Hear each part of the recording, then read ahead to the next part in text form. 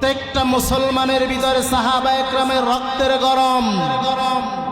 খালিদ বিন ওয়ালিদের রক্তে, প্রত্যেকটা মুসলমানের রক্তের ভিতরেই। হযরত ওমরের রক্ত প্রত্যেকটা মুসলমানের ভিতরে।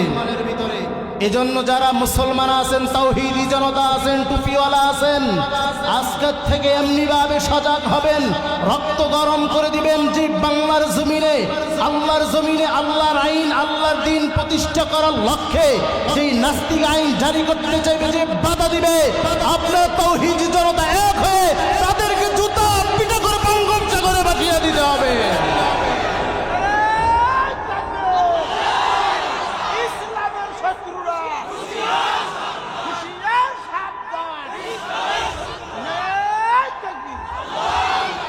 বাংলার বীর মুসলমান জেগে উঠেছে, লেজ গুটিয়ে নাস্তিকদের পালাতে হবে।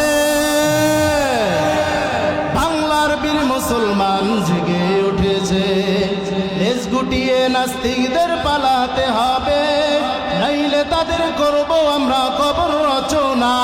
ঠিক না? নাইলে তাদের করব আমরা কবর রচনা।